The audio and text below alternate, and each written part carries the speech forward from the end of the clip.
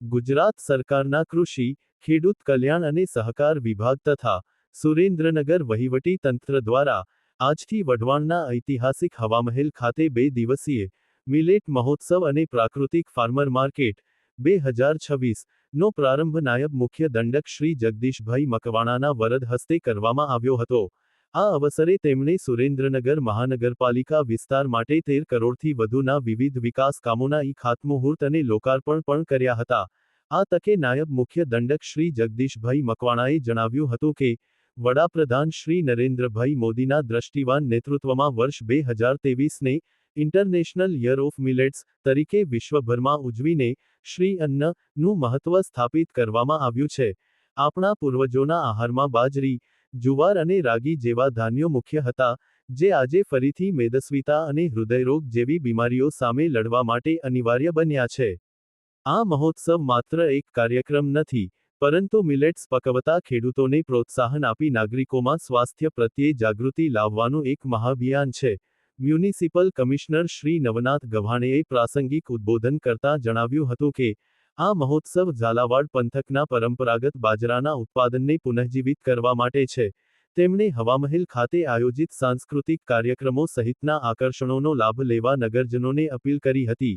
આ મહોત્સવમાં millet products અને પ્રાકૃતિક કૃષિ પેદાશોના વિશેષ સ્ટોલ્સ, રસાયણમુક્ત તાજા શાકભાજી, ફળો અને મિલેટ્સમાંથી બનેલી આધુનિક વાનગીઓનો આનંદ માણી શકાય તેવું આયોજન કરવામાં આવ્યું છે।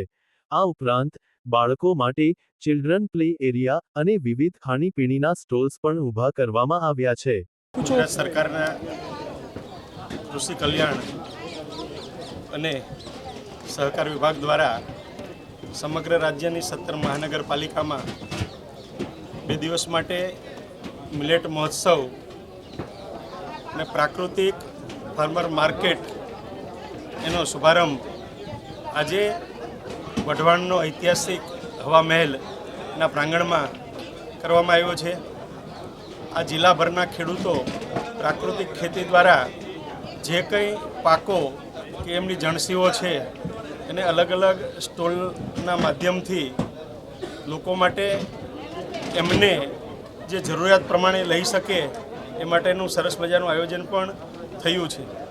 ગુજરાત સરકાર ખેડૂતો માટે ખેડૂત સમૃદ્ધ બને, ખેડૂતની ખેતી સમૃદ્ધ બને એ માટે અનેક યોજનાઓ લાવી અને ખેડૂતને મદદરૂપ બની રહી છે।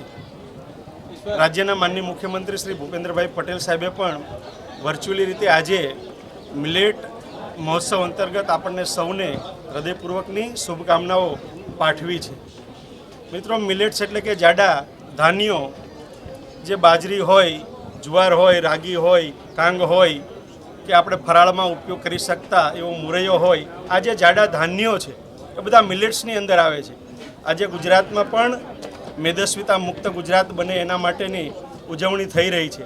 આજે જ્યારે હૃદયરોગનું પ્રમાણ વધી રહ્યું હોય, ડાયાબિટીસનું પ્રમાણ વધી રહ્યું હોય, ત્યારે ઘઉંનો ત્યાગ કરીને લોકો જાડા ધાન્યનો જો ઉપયોગ કરે તો આ પ્રકારના રોગોથી બચી શકાતું હોય છે। એ માટે લોકોમાં અવેરનેસ લાવવા માટે આ શ્રી મિલેટ મહોત્સવ કે શ્રી અન્નની લોકોને જાણકારી થાય એ માટેનો આ કાર્યક્રમ સરસ રીતે આ ઝાલાવાડને આંગણે સંપન્ન બન્યો છે।